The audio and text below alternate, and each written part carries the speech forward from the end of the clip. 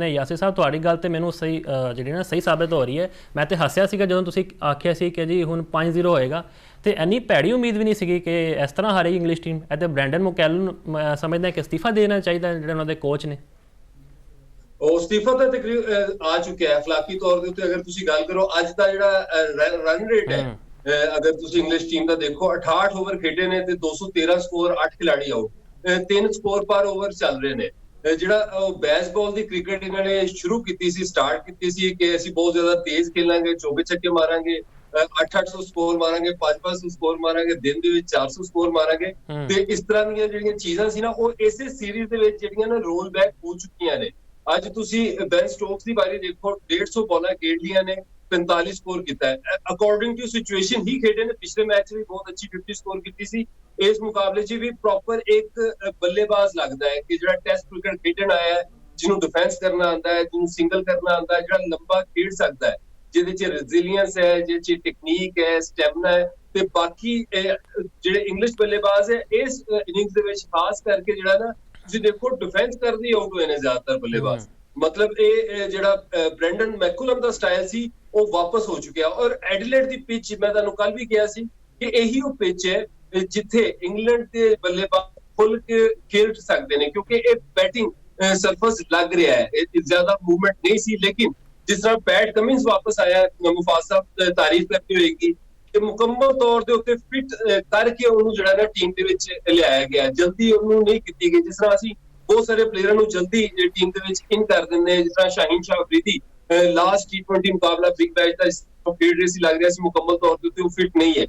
ਤੇ ਨਾ ਸਿਰਫ ਪੈਟ ਕਮਿੰਸ ਦੀ ਬੋਲਿੰਗ, ਕਪਤਾਨੀ, ਔਰ ਫਿਰ ਜਿਸ ਤਰ੍ਹਾਂ ਕੱਲ ਬੈਟਿੰਗ ਕੀਤੀ ਉਸਮਾਨ ਖਵਾਜਾ ਨੇ ਐਲੈਕਸ ਕੈਰੀ ਦੇ ਨਾਲ ਮਿਲ ਕੇ, ਜਿਹੜੇ ਉਹਨਾਂ ਦਾ ਟੈਸਟ ਕਰੀਅਰ ਹੀ ਖਤਮ ਹੋ ਚੁੱਕਿਆ ਸੀ, ਤਕਰੀਬਨ ਖਤਮ ਹੋ ਚੁੱਕਿਆ ਸੀ, ਉਹਨਾਂ ਨੂੰ ਇੱਕ ਨਵੀਂ ਜ਼ਿੰਦਗੀ ਮਿਲੀ। ਔਰ ਨਵੀਂ ਜ਼ਿੰਦਗੀ ਮਿਲਣ ਤੋਂ ਬਾਅਦ ਉਹਨਾਂ ਨੇ ਜਿਸ ਤਰ੍ਹਾਂ ਟੀਮ ਨੂੰ ਸੰਭਾਲਿਆ ਔਰ ਮੁਸ਼ਕਿਲ ਸਿਚੁਏਸ਼ਨ ਚੋਂ ਬਾਹਰ ਕੱਢਿਆ, ਉਹ ਜਿਹੜੀ 100 ਰਨ ਦੇ ਕਰੀਬ ਜਿਹੜੀ ਪਾਰਟਨਰਸ਼ਿਪ ਸੀ, 90 ਤੇ 4 ਖਿਡਾਰੀ ਆਊਟ, ਉਸ ਤੋਂ ਬਾਅਦ ਉਹ ਟੀਮ ਨੂੰ ਉਸ ਸਿਚੁਏਸ਼ਨ ਚੋਂ ਕੱਢ ਕੇ ਇੱਕ ਸਟਰੈਂਥ ਦੀ ਪੋਜੀਸ਼ਨ 'ਚ ਲਿਆਏ। ਇਹੀ ਆਸਟ੍ਰੇਲੀਆ ਦੀ ਮੁਫਾਸਬ ਖਾਸੀਅਤ ਹੈ ਕਿ ਹਰ ਸਿਚੁਏਸ਼ਨ ਦੇ ਵਿੱਚ ਕਿਸ ਤਰ੍ਹਾਂ ਰਿਸਪੌਂਡ ਕਰਨਾ ਹੈ, ਕੀ ਜਵਾਬ ਦੇਣਾ ਹੈ, ਕਿਹੜੀ ਆਪੋਜੀਸ਼ਨ ਨੂੰ ਕਿਸ ਤਰ੍ਹਾਂ ਹਿਲਾਉਣਾ ਹੈ।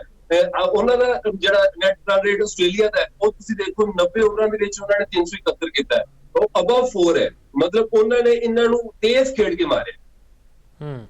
ਤੇ ਇੰਗਲਿਸ਼ ਟੀਮ ਦੀ ਗੱਲ ਕਰੀਏ, ਹੈਰੀ ਬਰੋਕ ਤੇ ਬੈਨ ਸਟੋਕਸ ਦੇ ਇਲਾਵਾ ਸਾਰੇ ਸਾਨੂੰ ਜਿਹੜਾ ਡਾਊਨ ਨਜ਼ਰ ਆਏ ਨੇ। ਦੋਵਾਂ ਨੇ 45 ਰਨ ਦੀ ਇਨਿੰਗਸ ਖੇਡੀ ਹੈ। ਤੇ ਹੋਰ ਵੀ ਕੋਈ ਇਹਨਾਂ ਦਾ ਖਿਡਾਰੀ ਖੇਡਣ ਆਇਆ ਜਾਂ ਸਿਰਫ ਇੱਥੇ ਇੰਜੋਏ ਕਰਨ ਟੂਰ ਤੇ ਆਇਆ?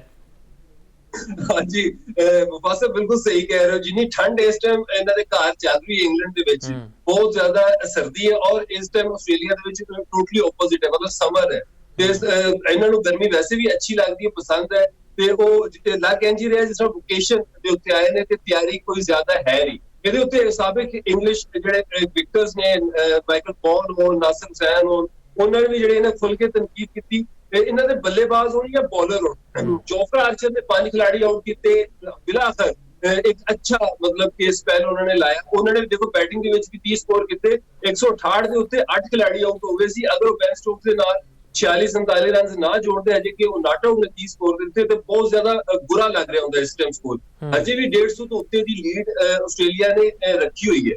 ਅਗਰ ਆਸਟ੍ਰੇਲੀਆ ਦੀ ਟੀਮ 100 ਰਨ ਦੀ ਵੀ ਲੀਡ ਲੈ ਜਾਂਦੀ ਹੈ ਤੇ ਇਸ ਮੈਚ ਦੇ ਵਿੱਚ ਵੀ ਹੈਵੀ ਡਿਫੀਟ ਜਿਹੜੀ ਹੈ ਨਾ ਇੰਤਜ਼ਾਰ ਕਰ ਰਹੀ ਹੈ। ਔਰ ਮੇਰੇ ਖਿਆਲ ਦੇ ਵਿੱਚ ਐਸ਼ਜ਼ ਜਿਹੜਾ ਨਾ 95% ਜਿਹੜਾ ਨਾ ਓਵਰ ਹੋ ਚੁੱਕਿਆ, ਔਰ ਇਸੇ ਮੁਕਾਬਲੇ ਦੇ ਵਿੱਚ ਮਤਲਬ ਐਡੀਲੇਡ ਦੇ ਵਿੱਚ ਹੀ ਇਹ ਫੈਸਲਾ ਹੋ ਜਾਏਗਾ 3-0 ਦੇ ਨਾਲ। ਤੇ ਅੱਗੇ ਜਿਹੜੀ ਮੇਰੀ ਪ੍ਰੈਡਿਕਸ਼ਨ ਹੈ ਉਹ ਇਸੇ ਹਿਸਾਬ ਦੇ ਨਾਲ ਸੀ ਕਿ ਨਾ ਸਿਰਫ ਇਹਨਾਂ ਦੇ ਬੋਲਰਸ ਸ਼ਾਰਟ ਵਾਈਡ ਤੇ ਉਹ ਲਾਈਨ ਜਿਹੜੀ ਹੈ ਨਾ, ਜਿਸ ਤਰ੍ਹਾਂ ਮਾਈਕਲ ਨਸੀਰ ਨੂੰ ਤੁਸੀਂ ਦੇਖੋ ਪਿਛਲੇ ਮੁਕਾਬਲੇ ਦੇ ਵਿੱਚ ਜ਼ਿਆਦਾ ਪੇਸ ਨਹੀਂ ਸੀ, ਕੰਟਰੋਲ ਜ਼ਿਆਦਾ ਦਿਖਾਇਆ, ਇੱਕ ਹੀ ਲਾਈਨ ਲੈਂਥ ਦੇ ਉੱਤੇ ਬੋਲਿੰਗ ਕੀਤੀ। ਤੁਹਾਨੂੰ ਲੰਬੇ ਸਪੈਲ ਕਰਨੇ ਪੈਂਦੇ ਨੇ ਟੈਸਟ ਮੈਚਸ ਦੇ ਵਿੱਚ, ਤੁਹਾਨੂੰ ਸੈਟਅਪ ਕਰਨਾ ਪੈਂਦਾ ਹੈ ਬੱਲੇਬਾਜ਼ਾਂ ਨੂੰ, ਇੰਝ ਜਾਂਦੇ ਹੀ ਵਿਕਟਾਂ ਨਹੀਂ ਮਿਲ ਜਾਂਦੀਆਂ। ਇੰਗਲੈਂਡ ਦੇ ਜਿਹੜੇ ਬੋਲਰਸ ਨੇ ਉਹ ਇੰਝ ਲੱਗਦਾ ਹੈ ਜਿਸ ਤਰ੍ਹਾਂ ਲੰਬੀ ਓਵਰ ਜਿਹੜੇ ਨਾ ਕਿਤਨੇ ਕੀਤੇ ਹੋਏ ਨੇ ਫਸਟ ਕਲਾਸ ਦੇ ਵਿੱਚ, ਛੋਟੇ ਸਪੈਲ ਕਰਕੇ ਆਏ ਨੇ। T20 ਕ੍ਰਿਕਟ ਜ਼ਿਆਦਾ ਖੇਡਦੇ ਨੇ, ਵੱਡੇ ਕ੍ਰਿਕਟ ਜ਼ਿਆਦਾ ਖੇਡਦੇ ਨੇ। ਇਸੇ ਤਰ੍ਹਾਂ ਇਹਨਾਂ ਦੇ ਬੱਲੇਬਾਜ਼ ਵੀ ਜਿਹੜੇ ਨਾ ਉਹ ਖੁੱਲਾ ਖੇਡਣਾ ਜਾਣਦੇ ਨੇ, ਮਤਲਬ ਕਿ ਉਹਨਾਂ ਨੂੰ ਜਿਹੜਾ ਜਿਸ ਤਰ੍ਹਾਂ ਉਹ ਓਲੀ ਪੌਪ ਦਾ ਆਊਟ ਦੇਖੋ ਨਾ ਤੁਸੀਂ, ਨੈਥਨ ਲਾਇਨ ਨੇ ਜਿਹੜਾ ਬਾਲ ਕੀਤਾ ਉਸ ਬਾਲ ਨੂੰ ਬੜੇ ਸਕੂਨ ਦੇ ਨਾਲ ਡਿਫੈਂਸ ਕੀਤਾ ਜਾ ਸਕਦਾ। ਇੱਕ ਤਾਂ ਅੱਗੇ ਆਉਂਦੇ ਨੇ, ਫਿਰ ਹਾਰਡ ਹੈਂਡ ਦੇ ਨਾਲ ਜਿਹੜਾ ਨਾ ਪੁਸ਼ ਕਰਦੇ ਨੇ। ਤੇ ਇਹ ਜਿਹੜੀਆਂ ਗਲਤੀਆਂ ਮਤਲਬ ਇੰਤਜ਼ਾਰ ਕਰਨਾ ਚਾਹੀਦਾ। ਆਸਟ੍ਰੇਲੀਆ ਵਾਲੀ ਕੰਡੀਸ਼ਨ ਜਿੱਥੇ ਕਿ ਪੇਸ, ਬਾਉਂਸ ਤੇ ਬਹੁਤ ਸਪੀਡ ਦੇ ਨਾਲ ਆਉਂਦੀ, ਤੇ ਇੱਥੇ ਬੈਕਫੁੱਟ ਦੇ ਜਿਹੜੇ ਪਲੇਅਰ ਨੇ ਉਹ ਜ਼ਿਆਦਾ ਕਾਮਯਾਬ ਹੁੰਦੇ ਨੇ।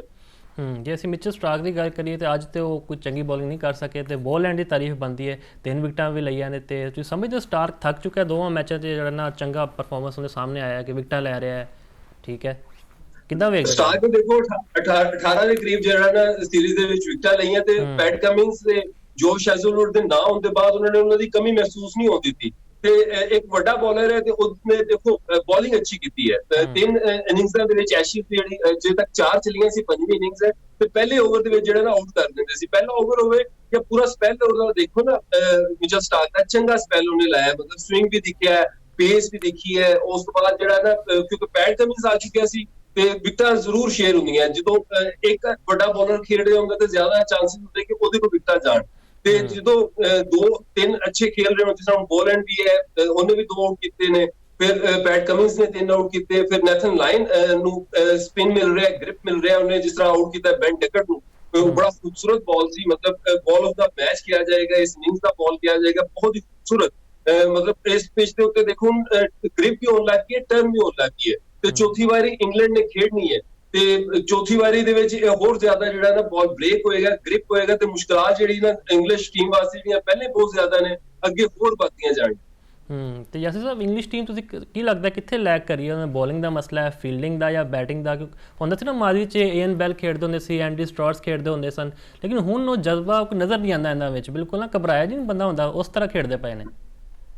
ਦੇਖੋ ਐਂਡਰੂ ਸਟ੍ਰੌਸ ਹੋਵੇ ਜਾਂ ਈਨ ਬੈਲ ਹੋਵੇ, ਕੇਵਨ ਪੀਟਰਸਨ ਹੋਣ, ਜਿਹੜੀ ਆਖਰੀ ਟੀਮ ਜਿੱਤੀ ਸੀ ਐਂਡਰੂ ਸਟ੍ਰੌਸ ਦੀ ਕਪਤਾਨੀ 'ਚ ਜਿੱਤੀ ਸੀ 2011 'ਚ, ਉਸ ਟੀਮ ਦੇ ਵਿੱਚ ਕੌਲਿਨ ਵੁੱਡ ਵੀ ਸੀ, ਉਹਦੇ ਵਿੱਚ ਐਲੈਸਟਰ ਕੁਕ ਵੀ ਸੀ, ਮਤਲਬ ਕਿ ਨਾਮ ਬਹੁਤ ਵੱਡੇ ਨੇ ਜਿਨ੍ਹਾਂ ਨੇ 10-10 ਹਜ਼ਾਰ ਰਨ ਸਕੋਰ ਕੀਤੇ ਨੇ, ਔਰ proper first class test cricket, ਲੰਬੀਆਂ ਬਾਰੀਆਂ। ਮੈਂ ਪਹਿਲਾਂ ਵੀ ਇਹੀ ਕਹਿੰਦਾ ਕਿ ਜਿਹੜੇ ਲੰਬਾ ਖੇਡਣਾ ਚਾਹੁੰਦੇ ਹੋ, ਬੈਨ ਸਟੋਕਸ ਦੇਖੋ ਲੰਬਾ ਖੇਡਣਾ ਜਾਣਦਾ ਹੈ, ਇਸੇ ਤੋਂ ਸਰਵਾਈਵ ਕਰ ਰਿਹਾ। ਇਸੇ ਤਰ੍ਹਾਂ ਜਿਹੜੀ ਬੋਲਿੰਗ ਹੈ, ਜਿਸ ਤਰ੍ਹਾਂ ਸਟੁਅਰਟ ਬ੍ਰੌਡ ਹੋਵੇ ਜਾਂ ਜਿਮੀ ਐਂਡਰਸਨ ਹੋਣ, ਉਹਨਾਂ ਦੀਆਂ ਵਿਕਟਾਂ ਵੀ ਬਹੁਤ ਨੇ ਤੇ ਬੋਲਿੰਗ ਵੀ ਬਹੁਤ ਹੈ। ਜਿੰਨੀ ਜ਼ਿਆਦਾ ਤੁਸੀਂ ਬੋਲਿੰਗ ਕਰਦੇ ਹੋ, ਫਿਟਨੈਸ ਆਪਣੇ ਕੋਲ ਰੱਖਦੇ ਹੋ ਟੈਸਟ ਕ੍ਰਿਕਟ ਦੇ ਵਿੱਚ, ਔਰ ਖਾਸ ਕਰ ਆਸਟ੍ਰੇਲੀਆ, ਜਿਸ ਤਰ੍ਹਾਂ ਕਿ ਬੈਨ ਸਟੋਕਸ ਨੇ ਖੁਦ ਕਿਹਾ ਕਿ ਇੱਕ ਮਜ਼ਬੂਤ ਲੋਕਾਂ ਦੀ ਸਰਜ਼ਮੀਨ ਹੈ, ਇੱਥੇ ਜਿਹੜੇ ਕਮਜ਼ੋਰ ਜ਼ਹਿਨ ਦੇ ਲੋਕ ਨੇ, ਕਮਜ਼ੋਰ ਲੋਕ ਨੇ, ਉਹ ਸਰਵਾਈਵ ਨਹੀਂ ਕਰ ਸਕਦੇ।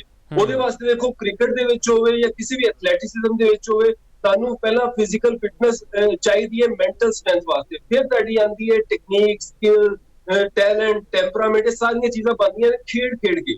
ਤੇ ਇਹ ਜਿਹੜੇ ਪਲੇਅਰਸ ਨੇ ਇਹ ਜ਼ਿਆਦਾਤਰ ਜਿਹੜੇ ਨਾ ਹੁਣ ਕਿਉਂਕਿ ਲੀਗ ਕ੍ਰਿਕਟ ਹੈ ਤੇ ਆਪਣੇ ਆਪ ਨੂੰ ਬਚਾ ਕੇ ਰੱਖਦੇ ਨੇ, ਤਾਂ ਕਿ ਫਰੈਂਚਾਈਜ਼ ਕ੍ਰਿਕਟ, T20 ਕ੍ਰਿਕਟ, ਉੱਥੋਂ ਪੈਸੇ ਵੀ ਜ਼ਿਆਦਾ ਮਿਲਦੇ ਨੇ, ਟੈਨਸ਼ਨ ਵੀ ਜ਼ਿਆਦਾ ਮਿਲਦੀ ਹੈ। ਤੇ ਟੈਸਟ ਕ੍ਰਿਕਟ ਦੇ ਵਿੱਚ ਅੱਜ ਕੱਲ ਜਿਹੜਾ ਨਾ, ਠੀਕ ਹੈ ਇੰਗਲੈਂਡ ਜਾਂ ਆਸਟ੍ਰੇਲੀਆ ਪੈਸਾ ਦਿੰਦਾ ਹੈ, ਲੇਕਿਨ ਬਹੁਤ ਜ਼ਿਆਦਾ ਜਿਹੜੇ ਪਲੇਅਰ ਨਾ ਲੰਬੀ ਕ੍ਰਿਕਟ ਖੇਲਣ ਦੀ ਵਜ੍ਹਾ ਨਾਲ ਉਹ ਜਿਹੜਾ ਲੰਬਾ ਆਦਤ ਨਹੀਂ ਰਹਿੰਦੀ ਤੁਹਾਨੂੰ ਲੰਬਾ ਜਿਹੜਾ ਨਾ ਖੇਡਣ ਦੀ। ਇਹੀ ਇੱਕ ਵਜ੍ਹਾ ਹੈ ਇੰਗਲਿਸ਼ ਟੀਮ ਦੀ। ਫਿਰ ਇਹਨਾਂ ਨੇ ਜਿਹੜਾ ਨਾ ਇੱਕ ਚੋਰ ਰਸਤਾ ਜਿਹੜਾ ਨਾ ਕੱਢ ਲਿਆ ਕਿ ਬੇਸਬਾਲ ਦਾ ਨਾਮ ਦੇ ਕੇ ਕਿ ਜਦੋਂ ਅਸੀਂ ਉਹ ਕਹਿੰਦੇ ਨਾਚ ਨਾ ਜਾਣੇ ਆਂਗਣ ਟੇੜਾ, ਕਿ ਲੰਬਾ ਨਹੀਂ ਖੇਡ ਸਕਦੇ, ਚਲੋ ਨਾ ਸਹੀ ਬ੍ਰਸਟ ਮਾਰੀਏ, ਮਤਲਬ ਖੜੇ ਹੋ ਜਾਈਏ ਅਫਰੀਦੀ ਦੀ ਤਰ੍ਹਾਂ, ਚੌਕੇ ਛੱਕੇ ਮਾਰੀਏ, ਕੀ ਪਤਾ ਸਾਡੇ ਨਾਲ ਲੱਗ ਜਾਏ। ਜਿਹੜਾ ਇੰਗਲਿਸ਼ ਟੀਮ ਦੀ ਜਿਹੜੀ ਪੋਜੀਸ਼ਨ ਚੱਲਦੀ ਪਈ ਹੈ, ਤੁਹਾਨੂੰ ਲੱਗਦਾ ਹੈ ਕਿ ਕਮਬੈਕ ਕਰ ਸਕਦੇ ਨੇ ਮੈਚ ਵਿੱਚ ਜਾਂ ਇਵਨ ਡਰਾ ਕਰਾ ਸਕਣ? ਬਹੁਤ ਮੁਸ਼ਕਲ ਹੈ ਮੁਫਾਜ਼ ਸਾਹਿਬ। ਤੁਸੀਂ ਦੇਖੋ ਇਹ ਦੂਜੀ ਵਾਰੀ ਹੈ, ਔਰ ਦੂਸਰੇ ਦਿਨ ਜਿਹੜਾ ਐਡੀਲੇਡ